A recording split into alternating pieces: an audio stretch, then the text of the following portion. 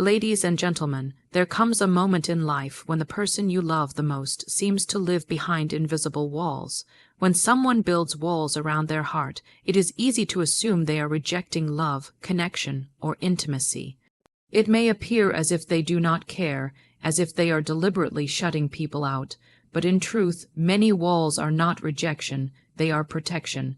A heart that has been bruised or broken before often creates a fortress not to deny love, but to shield itself from the possibility of more pain. Behind silence, withdrawal, and distance lies a deep longing to be safe, to be understood, and to be cherished without fear of betrayal. The mistake many people make is misinterpreting these walls as a declaration of disinterest, when in reality they are often a cry for gentleness, patience, and reassurance. Imagine a child who once touched fire and got burned. The next time they see flames, they will naturally step back, not because they hate the warmth, but because they fear the pain. The same is true for the heart. When a person has experienced rejection, abandonment, or betrayal, their instinct is to protect themselves. They may distance themselves from vulnerability, not because they do not value love, but because they are terrified of losing it. Their walls are like armor, built piece by piece from old wounds and old stories, designed to keep hurt away. But armor that shields pain also keeps out joy, and in time, the very protection they believe saves them also imprisons them. Understanding this truth changes the way we approach people who seem distant. Instead of forcing our way into their world, we can begin to see their walls with compassion. Instead of taking their defenses personally, we can realize they are guarding something precious within. This perspective shifts us from frustration to patience, from anger to empathy. For the avoidant heart does not need to be pressured or persuaded. It needs to feel safe enough to open. And safety is created not by demanding trust, but by embodying consistency, calm, and unconditional love. It is important to remember that rejection pushes you away, but protection waits and watches. A rejecting heart is closed because it wants nothing to do with you, but a protective heart is closed because it desperately hopes you will prove it is safe to open again. The wall is not an ending, it is a test. It asks silently, will you push me harder into my fear, or will you patiently stand in the light until I remember that love is not danger? This is why the way to approach such a heart is not through desperate pursuit, but through gentle certainty. By being steady, by being kind, and by being unshaken in your truth, you melt the fear behind the wall, and slowly the heart begins to emerge. There is a great lesson in this for all relationships. What we often take personally as rejection is sometimes just a scar asking for healing. When someone distances themselves, it does not always mean they do not care. Sometimes it means they care so deeply they are afraid of being hurt. To recognize this is to unlock compassion, and compassion is the bridge that reaches even the most guarded soul. By respecting the wall yet radiating love beyond it, you send a message louder than words. I am here, I am safe, and you are free to open in your own time. And in that freedom, the walls begin to crumble, revealing that what seemed like rejection was always at its core a tender form of protection. Love in its truest form is never about desperation, pleading, or clinging. Love is not a beggar knocking at a closed door, hoping to be let inside. Love is not fear disguised as attachment, nor is it a desperate cry for validation. Real love does not weaken itself in pursuit of attention, for love by nature is powerful, abundant, and radiant. To beg for love is to forget the source of love itself, which flows not from another person but from within. When you beg, you operate from lack, from the belief that love is scarce and must be earned, bargained for, or chased. But when you radiate love, you stand in fullness, you embody it, and you allow it to overflow so strongly that others are drawn to it effortlessly. Begging comes from fear, while radiance comes from faith. Fear says, if I do not hold on tightly, I will lose everything. Faith says, what is mine by divine right will never pass me by.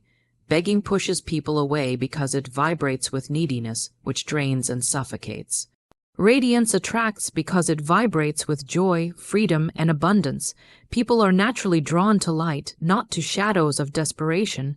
Think of the sun. It never begs the earth to revolve around it. It simply shines, and by its shining, life orbits in harmony. In the same way, when you radiate love, you do not have to plead for affection or approval. You become magnetic, and hearts respond to your energy without resistance. To radiate love means to embody peace, kindness, and certainty, even when circumstances do not match your desires. It means standing in a place of inner wholeness rather than chasing outer validation. When you radiate, you are no longer asking, "Will you love me?" but instead declaring, "I am love and I draw love in its highest form." Radiance is not passive, it is powerful. It is the quiet confidence that you are enough, that you carry within you the very essence of what you seek, and that what aligns with you will come without force. When someone begs, they lower themselves into a posture of lack. They surrender their worth to the response of another person. They give away their power by believing that love must be taken from someone else, rather than created within. This is why begging never works. It diminishes both the giver and the receiver.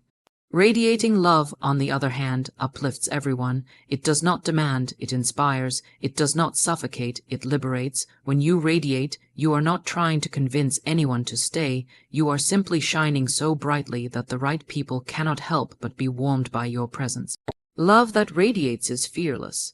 It does not cling, because it knows there is nothing to lose. It does not chase, because it knows that what is meant will arrive in divine timing. It does not settle for scraps, because it knows abundance is the natural state of love. To radiate love is to embody the truth that you are a channel of infinite supply, and when you live in that truth, relationships cease to be battles of fear and instead become reflections of wholeness. So love does not beg, it radiates. It does not shrink in desperation, it expands in certainty. It does not plead for recognition. It simply shines, and in shining, it draws everything into harmony. The power of love is not in asking for it to stay, but in becoming the very source that makes it impossible to leave. Ask ChatGPT, ask ChatGPT. Safety is the true key because without it, no heart can fully open, no relationship can truly blossom, and no connection can last in its purest form.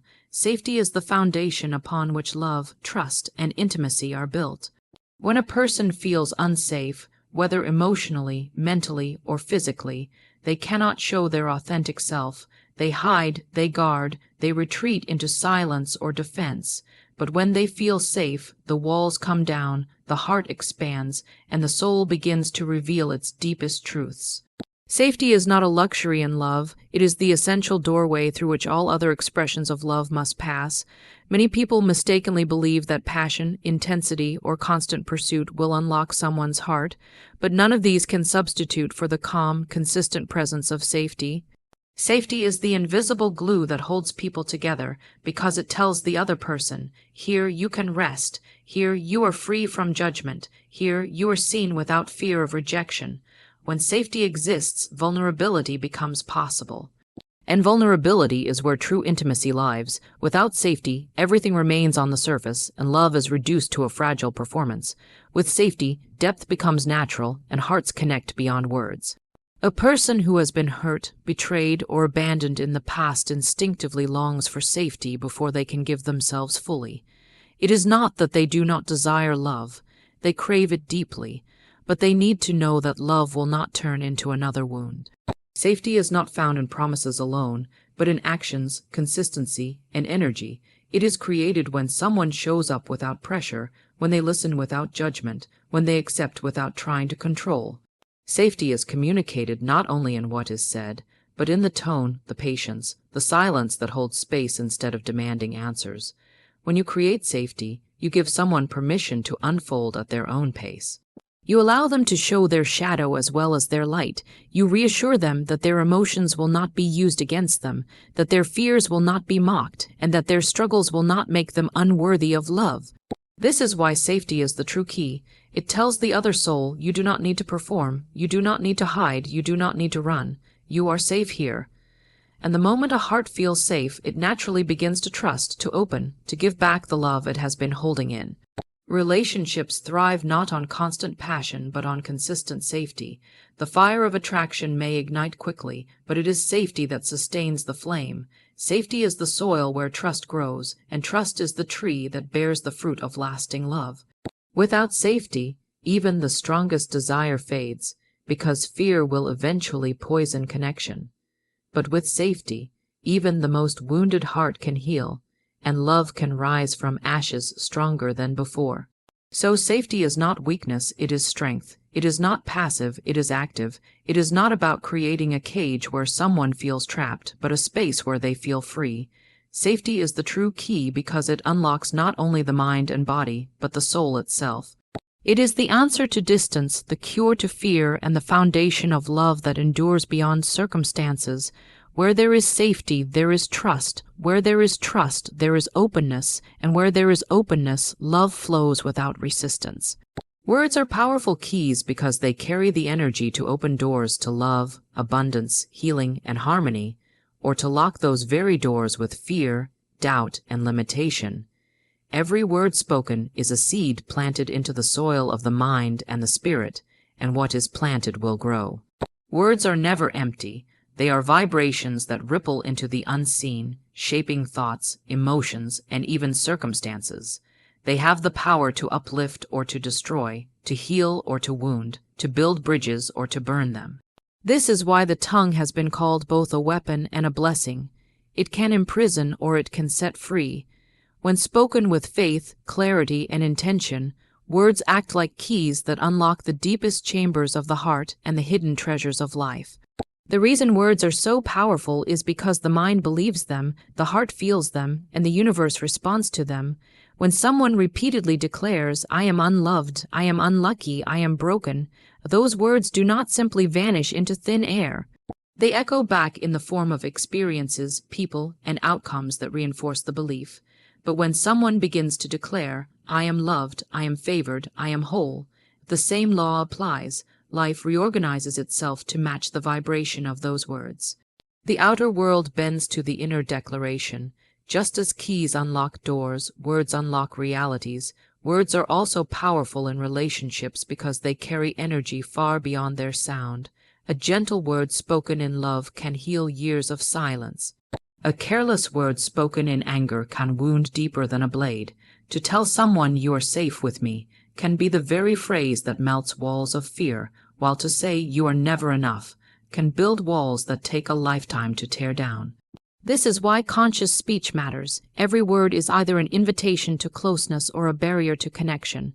Words are keys, and the more carefully they are chosen, the more gracefully they unlock hearts.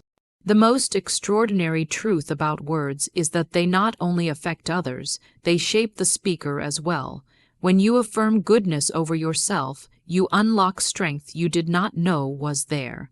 When you speak life into your future, you align yourself with opportunities that match that declaration. The words "I can" awaken courage, while the words "I can't" cement limitation. The key works both ways. It can open the door to freedom or to a cage of fear. This is why speaking with awareness is one of the highest forms of power a person can develop. It is not about repeating empty phrases without belief. Words only become keys when they are spoken with conviction, when they come from a place of faith rather than doubt. A key without alignment is like metal with no shape. It cannot open anything. But when words are aligned with belief, emotion, and intention, they turn smoothly in the lock of reality. This is the essence of affirmation, declaration, and prayer. They are words infused with power, designed to command doors to open. So every day, every moment, you hold keys in your mouth. You can use them to lock yourself into cycles of fear, or you can use them to open doors to love, peace, and abundance. The choice lies in awareness. To recognize the power of words is to recognize that you are never powerless, because at any moment, with one declaration, you can begin to unlock a new reality. Words are not just sounds, they are keys, and every key has the potential to open a door you thought was impossible to reach. Ask ChatGPT. Faith over fear is the choice that determines whether life unfolds in harmony or in chaos, in courage or in retreat, in creation or in destruction. Fear is the voice that whispers of limitation, loss, and danger, while faith is the voice that declares possibility, abundance, and divine order. Fear contracts the soul, shrinking it into shadows, while faith expands it, lifting it into light. At every crossroad of life, There exists a battle between these two forces, and whichever one you choose becomes the architect of your reality. To live in fear is to live as a prisoner of what might go wrong, but to live in faith is to step into the knowing that things are always working together for good. Fear thrives on illusion. It paints worst-case scenarios in the imagination, convincing the mind to bow to problems that do not even exist. Fear paralyzes progress by chaining thought to the past and projecting failure into the future. But faith is rooted in truth. It does not deny obstacles, but it declares that obstacles are only temporary appearances, powerless before the strength of divine alignment. Faith lifts the eyes above limitation and reminds the heart that what is meant cannot be taken, and what is promised will arrive in perfect timing. Fear says, "What if I lose?" Faith says, "What if I win?" Fear says, "It's impossible." Faith says, "With the unseen working in my favor, all things are possible." Living by fear is exhausting because it requires constant vigilance against imagined threats. It drains energy, stifles creativity, and clouds judgment. But living by faith is liberating because it anchors the mind in trust and fills the heart with peace. Faith does not mean ignoring reality. It means understanding that reality is fluid, shaped by belief, and directed by higher order. A person who walks in faith carries an invisible authority because they are not moved by panic. They remain steady in storms, calm in uncertainty, and radiant in the face of doubt. Their energy itself becomes magnetic because others feel the strength that comes from trust. Faith over fear is also the difference between acting with power and reacting with weakness. Fearful choices are born of desperation. They are rushed, chaotic, and often destructive. But choices made in faith carry clarity, timing, and wisdom. Faith waits when waiting is needed and acts with boldness when the door opens. It does not chase or grasp, for it knows that what is divinely aligned cannot be missed. Fear begs and clings, faith commands and receives. Fear says, "I must make it happen." Faith says, "It is already happening, and I align myself to receive it." The true test of faith is not when everything is going well, but when nothing looks certain. It is in those moments when the mind trembles and fear tries to take hold that faith must rise and speak louder. Faith is not the absence of fear, but the decision to choose trust even in its presence. Each time faith is chosen, fear loses its grip and the soul grows stronger. Life responds not to desperation but to declaration, and faith is the highest declaration of all. That good is stronger than evil, that light is stronger than darkness, that love is stronger than fear. To choose faith over fear is to declare that you will not be ruled by shadows. It is to claim your place as a creator, not a victim. It is to live with eyes fixed not on what could go wrong, but on the certainty that everything can go right. Faith is the bridge between the unseen and the seen, the invisible key that unlocks visible miracles. Where fear builds walls, faith opens doors. Where fear suffocates, faith breathes life. Where fear chains the heart, faith sets it free.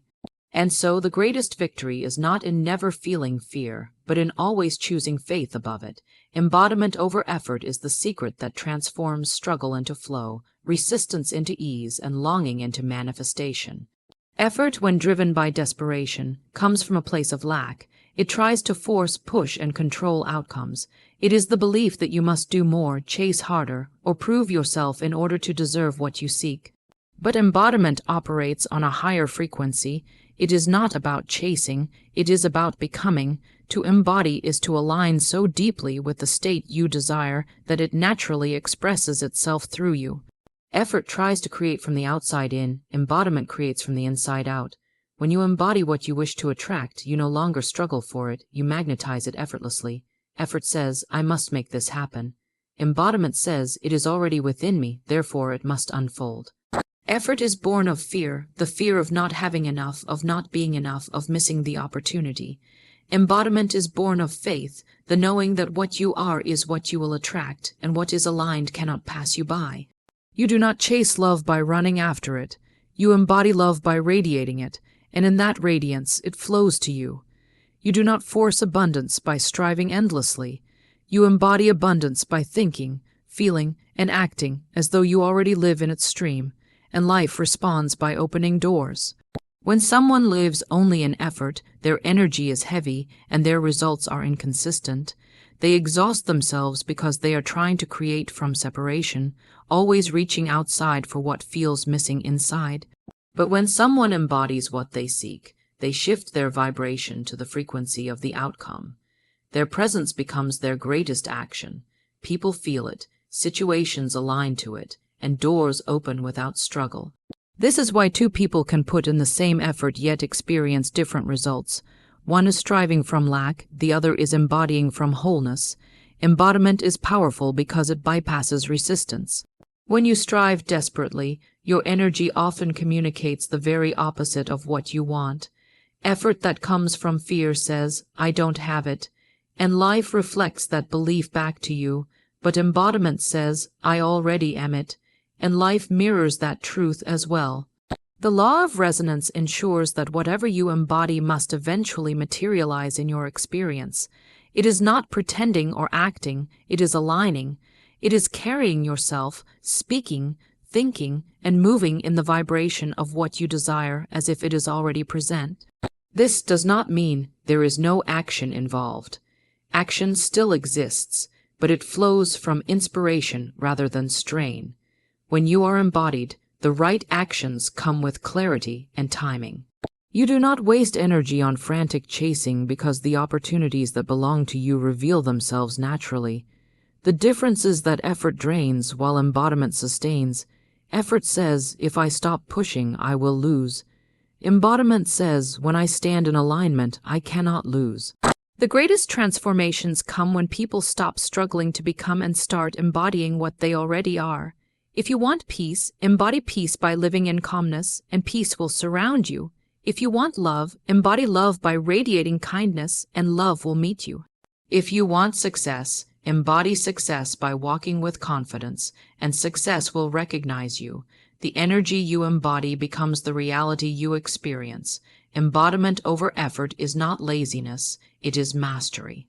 It is the knowing that life is not about how hard you push, but about how deeply you align. When you embody, you do not chase the door, you become the key, and the door must open. Ask ChatGPT.